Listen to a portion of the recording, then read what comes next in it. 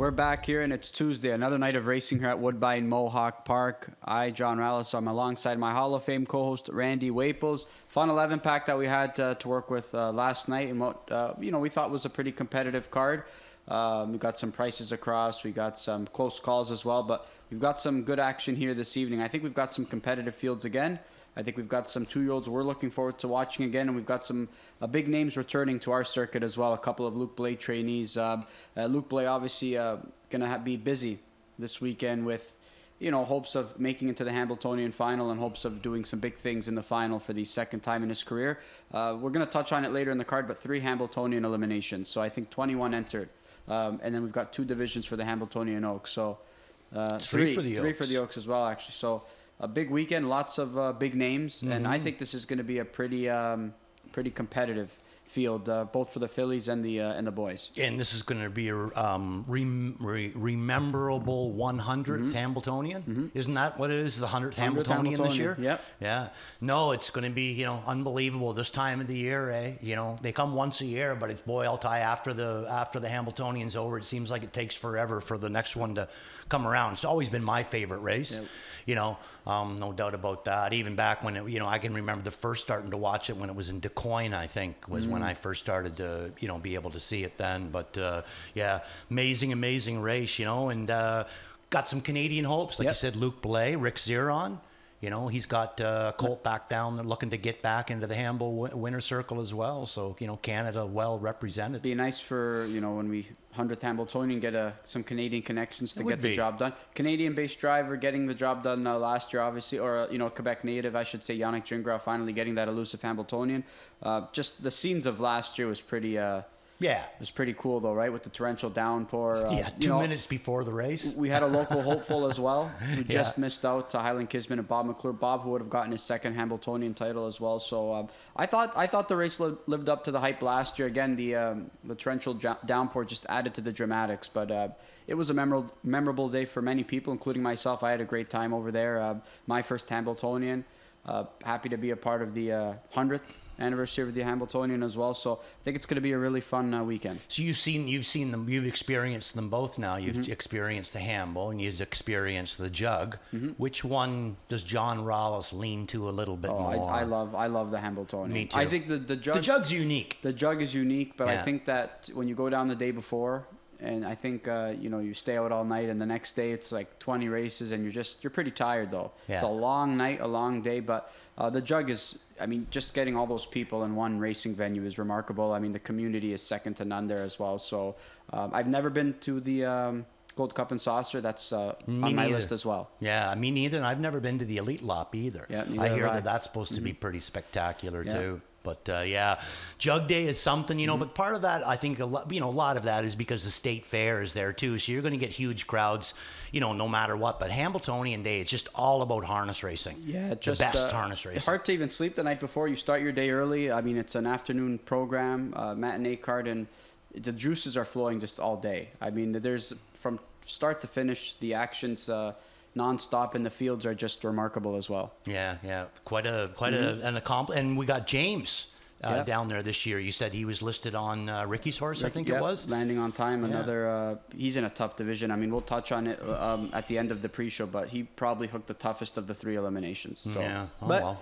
Yeah, he was going to be tested at some point. You're going to face Saturday those horses at some point. Absolutely. But we're going to touch on the track plays from last night, though. We'll touch on last night's action before we get into tonight's card. And more or less kind of the same thing again, right? Top 4, turning for home. It's a common theme. It seems like this is just the same list over and over again because it's just the way the racing style has been over the last few months. Yeah, and we got a lot of young 2-year-olds, and there's not a lot of movement in a 2-year-old race, especially when they're maidens and stuff like that, So, at some point I do think that this is going to start to change a little bit as the year goes on. We'll have to see, and I think too, again, we're not racing as many claimers this time of the year, and I think with claimers that would also change a lot too. So I think it's between the track being fast and the fact that we're racing a lot of young, first-time starters and that, not a whole lot of movement. I think that's more or less why we're seeing that. It's why we always talk about positioning. We keep talking about positioning. Is horse X, Y, and Z, are they going to be able to leave the gate and get a good position because it's so tough to come from way off the pace. It just is. There's so many horses that when they race like that stylistically, they race well enough to get beat because they're just so far out of it. What would ever happen, you think, that if they ever came up with a 1 mile straightaway? Post position means nothing. Flow means nothing. None of it means anything. It's just a straight shot. I wonder what happened. There's some ideas. Wouldn't that be something, eh? Absolutely. See who could keep a horse alive the best, see who could rate a horse the best, get the horse on, keep him on gate the best. Yep. A lot of different style. Sure. But it would be interesting. One thing about it, you're not going to have to worry about being locked in, parked, or any of that stuff. No, you wouldn't have to. Yeah, definitely interesting for sure. But and speaking of interesting card tonight, I found some races to be tricky. Some races I found it to be, in my opinion, just maybe a couple of contenders. I'm opting to kind of take a stand with one of them, but I thought this first race was pretty competitive. I think that you could go 3 or 4 different ways here. You've got an opinion in race number 1 and you want to show a replay of the current 9-1 favorite, and that being Raucus. And nice effort by this guy last time out in a 3rd place effort. Yeah, I thought it was a good one. The only problem that I find is sometimes, though, it seems like he has problems with the turns. You'll see even on his line, he's at the 3/4 pole, he's parked out off by 4. Then by the time he gets to the head of the lane, which isn't far, he loses 3.5 lengths, and then he picks up those 3.5 lengths again on the end of it with the last quarter in 27-1. So check it out for yourself. I like the way he's got a nice little smooth gait on him. He's tidy, no hobbles, very, very little equipment on this guy, and comes out of a really, really strong barn with Danny Legacy. Want to know why I heard something one time there, John? I heard that Travis Cullen has said that he's not 100% sure how he is with trotters. I think he drives a trotter very, very well. He's a very steady driver, very quiet hands, quiet kind of a body, does good work. Again, here, really to me, he starts to ask him here, and this is when he really turns on the jets. Literally like the way that he raced in there. Not coming in what I would say,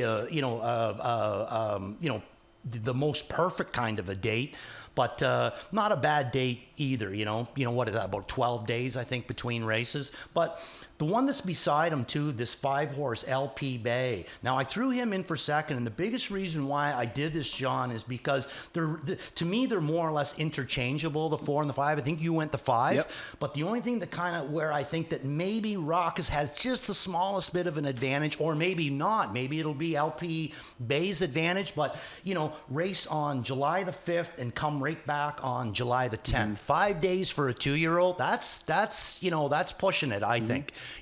So it's going to come down to is how did he come out of that last race? Was it a little bit too much and now he's going to be a little stale, or did that really tighten the fitness up and now he's really ready to go? It's going to be a guess, but I'm going to go 4 or 5. What did you go, 5? I went I think 5.64 or 5.46. I like the way Raucus was moving at the end of his mile. He was second best to first class mass in terms of how they were moving. That was a gold colt that Maneri was able to debut. Jody Jamieson picking up the drive that evening. But to your point, Raucus, I just don't know what to expect from him on that final turn. Just maybe how he's gonna get away off the gate. They've kind of dabbled hopples and no hopples. They went no hopples last time out. He stayed trotting, and I thought he was moving really well. So if he's within striking distance, so I think he's going to be tough to fend off. But he should have really been the one second over. He just couldn't close up that hole. That's the thing. Yeah, the turn, right? So LP Bay, I think middle of the gate draw. I think that he could be in a pretty good spot. And again, I thought that was a nice fitness mile last time out, looking a gold colt in the eye. And he got rebuffed, but nobody was going to beat Maneri's charge that night. So good effort there. I remember the mare that LP Bay is out of, SOS Respect. She was a pretty nice mare herself. She was a Mr. Levesque. Yeah, she was okay. Yeah, breeder Terry Devos. He was the owner of her and that. But so it comes out of a pretty nice family. This guy, and I agree with you. There's just some kind of the body language that LP Bay brings. He looks like he should be a good horse. He's got that kind of swagger about him. All right, there's our thoughts there for race number 1. And when Mark McKelvey was reading over the changes, we saw a lot of TBAs on the driver's side of things. We're going to start filling in some of those blanks, and we're going to add a scratch here in race number 1. The 7-horse Wheeler Sealster is going to be a judge's scratch, but Scott Young's going to pick up the drive on the 8-horse Southern Cowboy. So we are going to be scratched down to a field of 9. Race 2, it is still a TBA on Walner's Grove. So we're still filling out the loose ends there. And Osceola, Bob McClure picking up Osceola in race number 3. That's a live drive. that Bob's going to pick up there. One that many are going to peg on top there and is arguably the one to beat. And Dancing in the Fire, Jody Jamieson will be driving the 5-horse Dancing in the Fire. Doug had a pretty live lineup tonight, though, that's for sure, Randy. I was using him in quite a few of them, So, yeah, he did. I thought he had kind of a live lunch. Sid the Kid, Louis Waugh will be picking up the drive on Sid the Kid, another really live contender that Doug's aboard there. So, we got any more TBAs and race 7. Okay, and J.R. Plante picking up Fadeaway Hanover. All right, that's it for now, and we'll keep you posted as the night goes on, and once we hear more about some of these driver changes, we'll keep you posted. Important to get those, especially now before the pick 5 sequence starts, I think. So good job by everybody kind of tying up all the loose ends there. And we're going to move on to race number 2 now, and this is a race you and I are looking forward to because we get to see the likes of the 6-horse One Bell. What a debut this daughter of Wallner put forth, a homebred for Al Lebfeld. Really, really nice showing, and this is one that you and I think has the makings to be a star. Yeah, only the one start so far, but most of them, this is the one that I pegged that has impressed me the most, this one here. So let's take a look at One Bell, coming out of the barn that she comes out of, so you can pretty well tell, and with the breeding, Al Liebfeld breeder on this one, so, Walmer out of a Muscle Hill mare, Savannah Bell. So I really, really like the way that this one did it, and just the way that James, I think she could have went around 4 times and there wasn't anybody that was even going to come in close to her grill. Just the way that he's sitting on her there right now, just quiet hands, just letting her do her own kind of thing. Anytime he hears Louis kind of maybe making a little bit of a move, he just asks her and she moves again. So then he shuts her right down. How much was left there? She ends up going a mile in 57 and 4, last quarter in 27 and 2, like that. That's a mile in 56 and 4, last quarter in 26 and 4. Yep. So big effort by her. Both of us like her. But let's take a look at In Session, because both of us like this one too. I think that she's going to make big noise in this Pure Ivory. Dustin Jones loaded for Bear this year, John. Brought in some really, really nice horses. So you can see Tyler on the outside with this one. She's not going to get to the job done. But the horse that beats her in here, When You Wish Wish Upon a Star Deo. I think that she's a pretty special one too. And the other one I'd like you to take a look at here is Mem Queen for Louis Waugh. She's going to end up finishing 3rd in between the two of them. So Tyler Jones, Louis down in on the inside. I think both of these horses are in here tonight, Mem Queen and In Session, and I think that they look pretty good in there as well. Yeah, One Bell, one that we got a chance to see qualify on June 12th. And how about the ones that finished ahead of her? I'll Have the Red Sugar Packet, 2 fillies who have done some really good things early on in their careers. Obviously, Sugar Packet doing, taking notice here when we got to see her race on debut. And then won a leg of the New Jersey Sire Stakes there for 2-year-old trotting fillies. And I'll Have the Red winning a New York Sire Stakes over at Tioga in dominant fashion last time out with driver Scott Zeron. So both fillies out of that qualifier, all 3 fillies who finished 1, 2, 3 have done some pretty good things early on in their careers. But you and I both think that One Bell can continue to do even more, and we're looking forward to it. And I'm glad you highlighted In Session's, effort last time out. That was a tough effort, and turned into a sprint. And obviously Tyler Borth had the advantage there. But I thought this daughter, Father Patrick, the one that Dustin Jones bred, I thought she raced super. Yeah, she spent some time on the outside, and she was pretty well the livest one, moving forward. What I kind of like too about that One Bell qualifier with Matt Bax that you were talking about, with it was winning against Sugar Packet, and I'll have the what's that one again? I'll Have the Red. I'll Have the Red. What is the amazing amount of ground she makes up on those 2 really, really nice horses with the last quarter and 27 flat. Matt never leaves the rail with her. Then turns the line over to James first start. She gets away 5th, removed to the front, and just the end of it there. Yep. She really looks Grand Circuit to me, John. I would have to think so as well. And we've seen some, we always typically see, Matt Bax debut, especially a young trotter that, turns some heads early on. And this could be one of them. And we're just hoping that it can carry on all throughout the season. We're going to move on to race number 4 here. 5-year-olds and younger, non-winners of 15,000 lifetime. Here we've got a field of 8. Again, driver change on the 5, Dancing in the Fire. Your morning line favorite here at 3-1. And Jody Jamieson's going to pick up what is a pretty live drive here in this contest. good runner-up effort last time out, Randy, to back up plan, and he hasn't put forth a bad effort in Maneri's barn as well. That's the big thing I think that's the reference point. It was a runner-up finish, but who was he runner-up to? That horse has just been sensational. So, yeah, dancing with the fire. Jody picking himself up a really, really live drive here tonight for Jared Bako. So let's take a look at this last replay with him, Dougie McNair in the bike. Perfect 2-hole trip last quarter, going to be 26-2, mile and 51-1, and not be able to get the job done in against backup plan. But like I say, this backup plan really looks like he's kind of something special in there. I threw Shining Moment in for second in this race, John, coming off that break in her last, or his last. But the one that really kind of interests me the most is the 4-horse, Surveillance.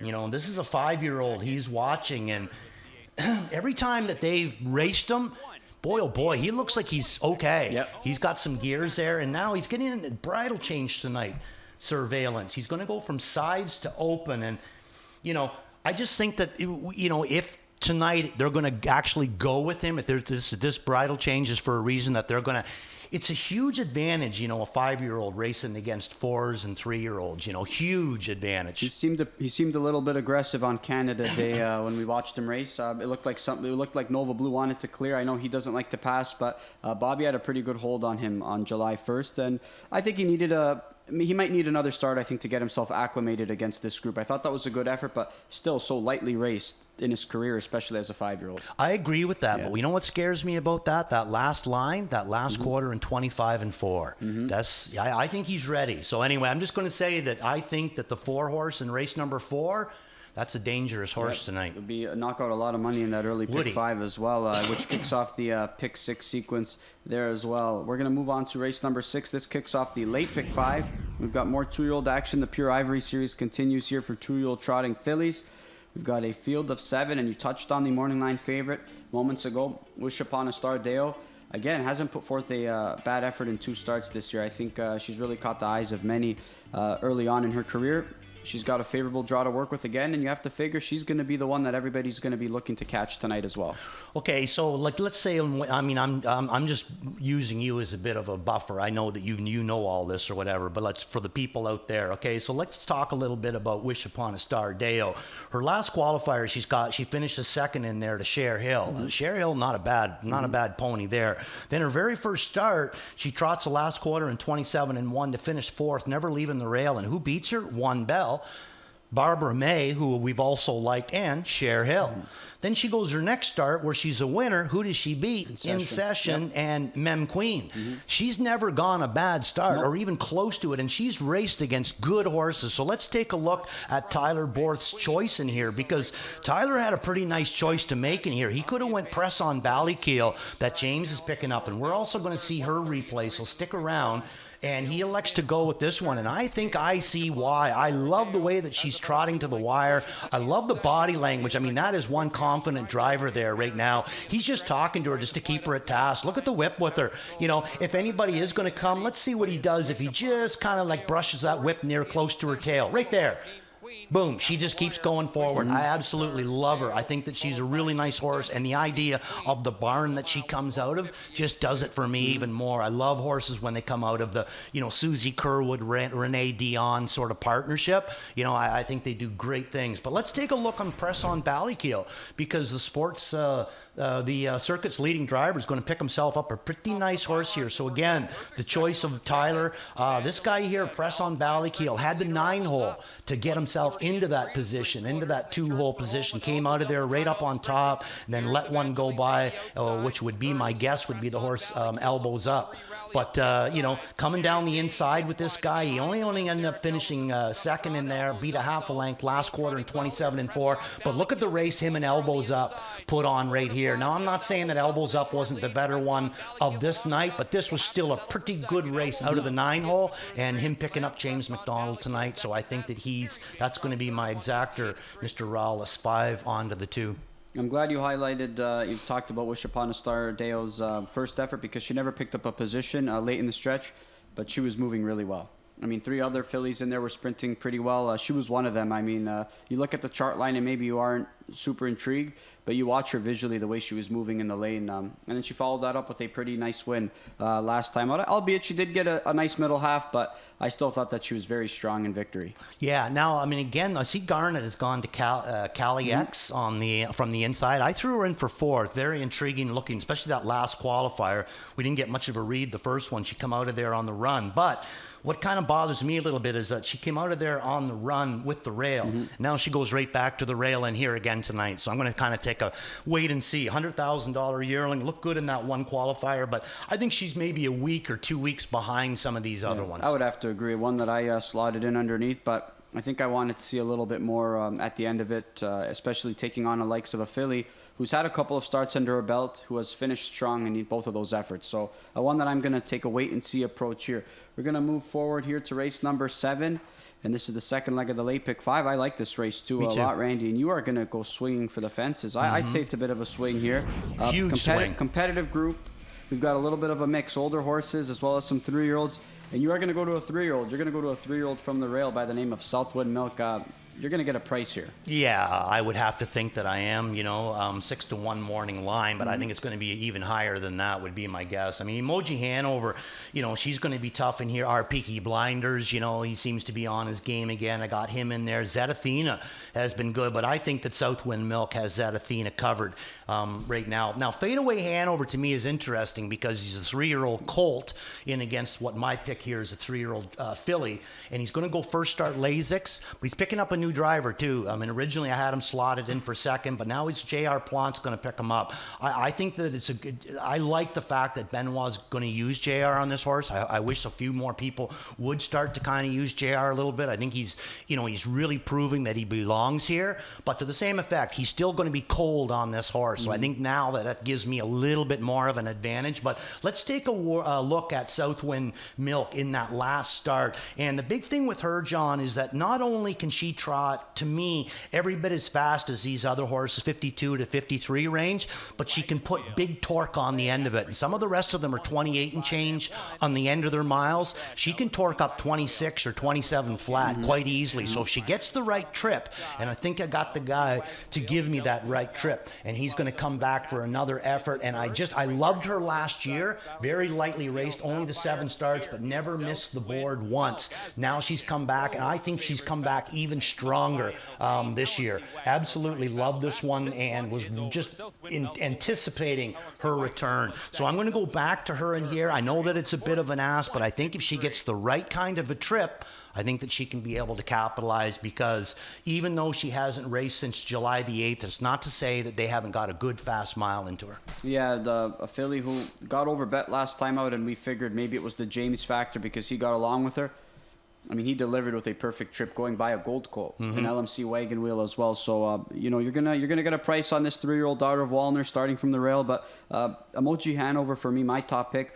What are we going to see from the 9-hole here? I think that she probably stands out on talent and class in this group. Just don't know what we're going to see from her from an outside draw. That's the big thing, you know what I mean? And what are we going to see for? I threw her in for 4th, and I agree with you. And did you put her on top? Yeah. See, I think that's the difference between you and me. You're a gambler, you know what I mean? I look at it more like a horseman. As much as I agree with you that she's the quality, and as much as I agree with it that I think that she could easily walk over this field, as a horseman, I think to myself, what would I do going in with the Hambletonian coming up? Do I want that racy looking line to, but I don't think even if she went out and win tonight in 50-4, I don't think that it's going to make that much difference to her when she gets down to the Meadowlands, because it's such a deep group of, older trotting mares, you know what I mean? Yep. So, I mean, what's your other opportunity here? To, race her real easy, hoping that, she's still going to win anyway? I think that's the way that I go. So, a gambler, you put her on top. Horseman, I'm throwing her in for a piece of it. I don't know what stakes engagement she might have come Hambletonian Day. I'll get a chance to talk to Luke Blay in the paddock if I get a chance to speak with him. But to your point, I used to think like that about guys maybe wanting to take care of horses or give them conservative approaches. I've learned to also know that said horses who lay out on talent and can provide value still get the job done with easy trips. So I mean, for me, if you think the horse is the best from a talent standpoint and offers that price point, you got to take a shot because there won't be a next week if they get the job done tonight. Yeah, I love the way that you look at it, man. That's good. Best of luck in here. We're gonna try. Yeah, we're gonna see a competitive race though. Yeah, here I am telling you there how much of a risky pick you are. And I'm picking a 3-year-old off the rail. You want to talk about risky? You went risky, but our Peaky Blinders, one that I'm curious to see. Second time trotting Hopples here. Hasn't really put forth a bad race over his last several tries, but again, one that doesn't seem to be close enough to be a major player. You think the trotting hobbles will help? Because I do. Yep, I do. Sure I think helped. that it'll steady him enough that he can keep him closer. You know? I hope so, because inside draw to work with tonight. I think a better draw to work with tonight, and hopefully he's within striking distance, because one that I'm going to use on my pick 5 tickets. We've got a driver on Walner's Grove. Speaking of Tyler Borth, he's going to pick up that trotter in race number 2. So I think we're all pretty much sorted out in this early pick 5 sequence. I think we've got a couple other ones to fill in, but we'll figure that out as the night goes on. Unless we do it, we have another change, Luke, or no? Not for drivers, right? No. All right. We're gonna move on to race number 8, and this is a field debate here. And you and I are both gonna land on the top selection here, though, Randy. I think this is as good of a group or as good of an opportunity for PL Rainbow Dash to find the winner's circle. Good draw to work with. She finds a group that I think is going to have a tough time fending her off, and I'm going to go all in with her tonight. I'm using her as the beat the favorite. Mm-hmm. I don't see her going off as favorite. Maybe she will, but I'm trying to, I thought Southwind Domino went a big effort in his last. Maybe he'll take favorite status. Cold Snap's coming back into a claimer second week in a row. Some point, I think somebody might reach in and grab her, so they're going to try to get as much as they can with her before somebody does. Eden on the Hill, now that's the big, let's take a look at this one, Luke. This is going to be PL Rainbow Dash. Hard on the end of it for Travis Henry, and she picks up her old sweater, the guy to me that knows her the best and the most, and that's Bobby McClure tonight. But a great job done by Travis Henry this week subbing for this one. But Eden on the Hill, to me, that's the big stinker in here, John. What are we going to get with him? Because I myself feel that he's on the best form that he's ever been since he's been here, but he still doesn't want to win a race. And it's like, they really got to get tricky with him, but he's going to get tricked into it. The form is there, and when he does win, it's going to pay boxcars. Yeah, I think they added a Murphy blind on PL Rainbow Dash last time out. I thought she handled the turn a little bit better. That seems to be her struggle, that final turn, getting around it. I think if she can get a clear shot late in the mile, who's going to be able to fend her off? I really don't see anybody here, if she's within striking distance, that is going to be able to hold her off. I mean, look at the company that she's been taking on in her most recent. All Gas No Brakes, who got a pretty nice trip last time out. Mastercraft, our Peaky Blinders, Landing on Time. I mean, these are horses that would be a favorite in this group. I really do think she finds herself a really good spot. I think the inside draw is going to help as well. And we saw her push out of there from the rail, Randy. I'm hoping that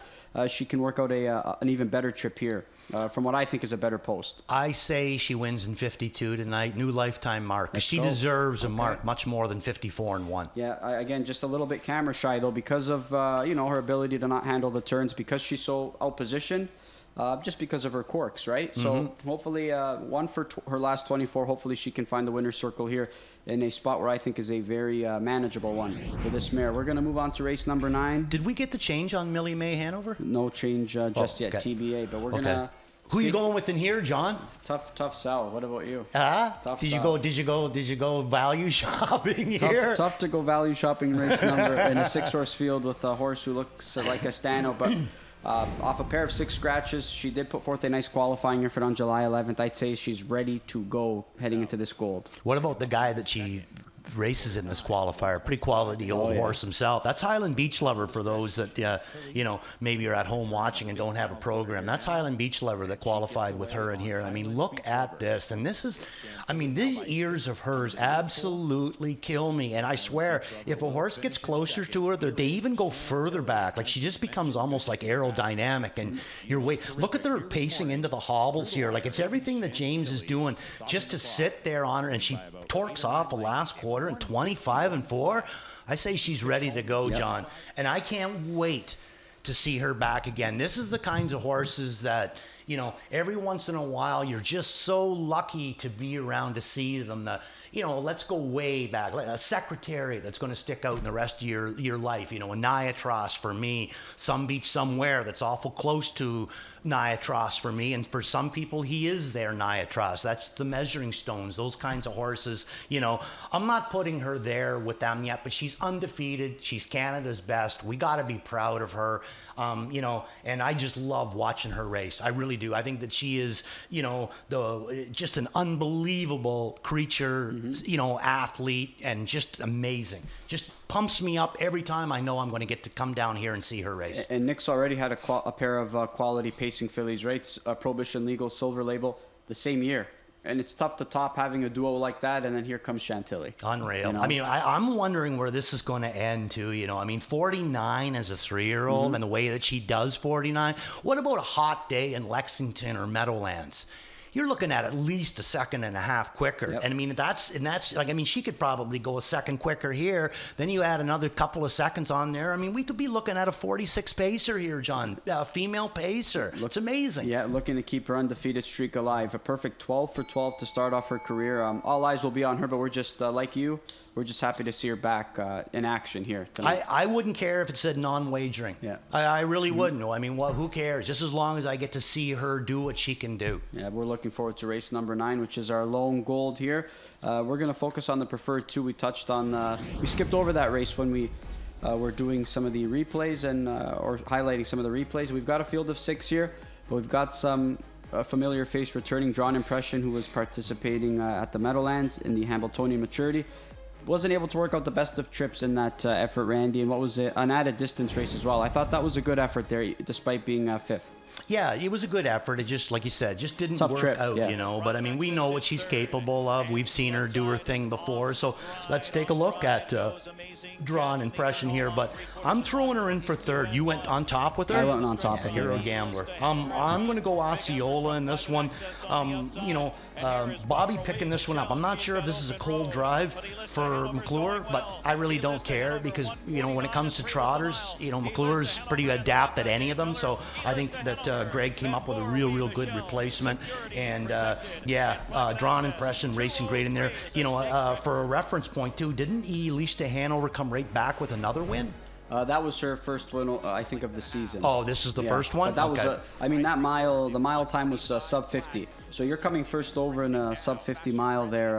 That was a really strong effort. So no gripes there with Drawn Impression, who hadn't raced in a month. I know she came off a qualifying effort, but no pari-mutuel starts since her effort in the Armbro Flight. But we're going to look at Osceola's effort here last time out. Couldn't out-sprint Fashion Frenzy, who has been razor sharp, especially over the last few weeks. Yeah, he has. But I'll tell you something there. This guy driving the 7-horse there, Osceola, he's a little bit of a wizard, this guy. Boy, oh boy, that was a sweet drive.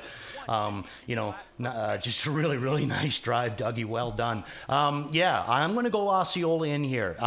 She's in for it tough. If Louis rides Osceola's back with Drawn Impression, that could be a problem, But I don't mind Osceola coming off of Drawn Impression's back. I like Drawn Impression a lot, but I'm not going to say that I think that her best miles are in front. I don't. I like her coming off of a helmet. Osceola, he can do whatever he wants. I like him either way. He's just a big, strong colt, and I think that he can come up with a big effort in here. The one to me that's the most interesting is Quebec Hanover, picking up McDonald.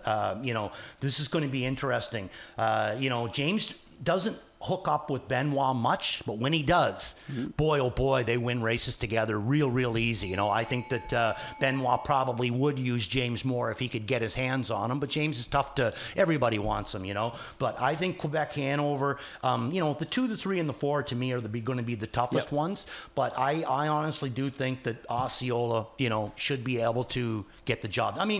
John, every week he races in the Preferred, every single week. One time we've seen him make his way down to the Preferred 2 that he's going to be in here tonight, and he was a wire-to-wire winner by 3.5 lengths. I know it was only Top Mast and Phoenix, but what I'm saying is, though, he hasn't seen this class in a very long time. Hasn't seen this class, and especially hasn't taken on anybody but the likes of the 3 trotters or the 3-headed monster that we have here in Ontario. So I'm hoping that Drawn Impression can outsprint her. I'm hoping that she can work out a 2-hole trip. To your point, I think that's her preferred, racing style. But we have seen some versatility from her. But just hoping that she can shake loose late and pick off Osceola.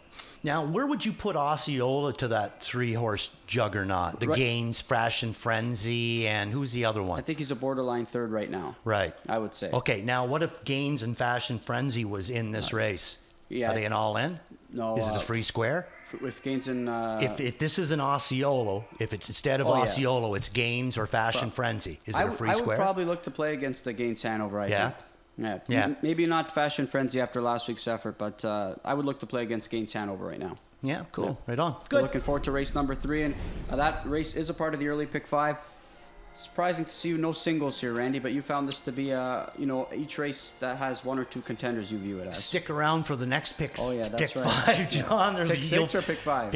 Well, actually, both of them there. I think that you'll be quite impressed with the single work on the next 2. But this first one, I found it really tough. And not because there wasn't horses that I liked. There always seemed to be one extra one in there that I also liked really, really well, too. And some of them were outdrawing my top pick. So, 2 down, $32 ticket for $1, and fairly logical, I would say. 4-5 Raucous, LP Bay, race number 2, 4-6 In Session, 1 Bell. Race number 3 is going to be the 2 and the 4, Quebec Hanover and Osceola. I just could not, pull the trigger as a free square on Osceola. Race number 4, it's going to be Dancing in the Fire and Surveillance. I got him in for third. It's your biggest wild card of the sequence. Yeah, but I threw him in because I think that if this, he could make a bit of a schmel out there. And race number 5, it's going to be Sid the Kid and Nazy. I'm going to go 3 singles in this early pick 5. I had a little bit of trouble with this first race. I'd say LP Babe for me is my top pick, but I can't say that he's a slam dunk in this spot. I'm going to go 4 deep. I will single 1 Bell. I think she's the one to beat in there. I'm going to go all in on her. I'm going to single Drawn Impression, my best bet tonight, hoping that she can work out a favorable trip. I'd say she's tight after that effort at the Meadowlands last time out in what was a stakes record mile. And 3 deep in race number 4, I'm going to go 2, 5, and 8. I think the A Super Glow is continuing to show improvement.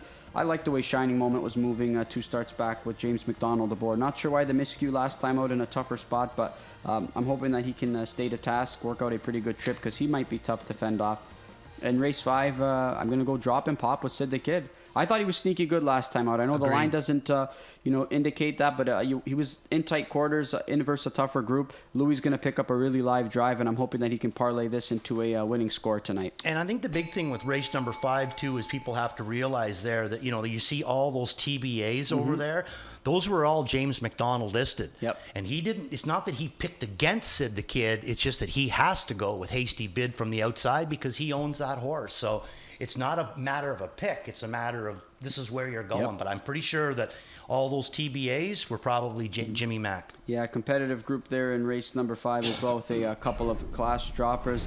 We're going to just highlight some of these stakes events here on the course of over the course of the next few days. We've got a couple of Wish Upon a Star divisions, or leg 1 on Thursday, I should say, of the Wish Upon a Star for 2-year-old pacing fillies. When you wish upon a star, I should say. I was trying to blank there. And we've got some gold legs as well on Thursday night. We've got some gold action, I believe, Friday as well, I want to say. So, there it is, Friday night. OSS Gold 2-year-old trotting fillies. We've got some Dreammaker action as well. 2-year-old open pace. Good. Yeah, you always enjoy that. Oh, yeah, for sure. Dreammaker would be ahead of your time, but ask your dad about him. He was a pretty nice little horse. Your dad would have liked him. Must be a nice horse if you got a race or a series named after him. I would say. And he's probably one of my father's favorites of all time. And we've got a 3-year-old open pace. We haven't seen one of those maybe since NA Cup night, I want to say. Nice group there that we've got. Crack Shot in the mix as well as a couple others. Pop-up series final, a preferred 2. Good action here, but good action also south of the border as well because we've got some Hambletonian eliminations, some Hamble Oaks eliminations. And then all eyes will be on the next Saturday or the first Saturday in August because that's kind of what this coming weekend points forward to. And we're going to look at these eliminations. In a field of 7, we've got our Breeders' Crown champion, Lady Landia. James McDonald steered this trotting filly to victory last year. Nice group though here. Our Duchess, Lasting Dream, local hopeful there for Louis Watt and Team Blay and Determination. Yeah, nice group there. And now we're going on to the next one. And 8 fillies here. Grand Reserve starting from the far outside. She's been improving racing in the United States. This is a filly who always showed some ability for Team Stacy, Randy. But, has steadily gotten better. But she's going to need to step up even further because this filly division is pretty good. All eyes will be on What A Bit Hanover in this elimination. A filly who continues to get better and is arguably the one to beat going into the Hambletonian Oaks. And now we're going to get a look. We got one more division here for the Hamble Oaks there, and a field of 8. Our Charm, has done some good things here. This one's Perfect a little Annie, bit more wide open. More wide open, and Conversano has really been the filly who seems to have put it all together this year. Randy, a Juan Cano trainee last year who had the talent, just could never piece it together. She's got all the speed, and she's got the mannerisms to be a pretty good filly, and she's starting to put it all together here. So you're right, this is the most wide open division of the 3. Now here comes the Hambletonian eliminations. A field of 7 here. And how about that guy starting from post number 2, All Eyes on Emoticon Legacy? He's clearly the standout in this group. Yeah, he is, and it would just be so nice to see, determination back in the winner's circle there. But, one step at a time, right, John? We got to get through this one.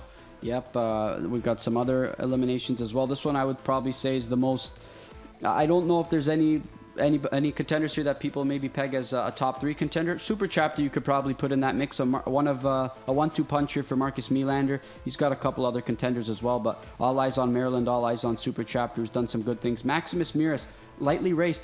What are your thoughts with just having one race going into a Hambletonian elimination?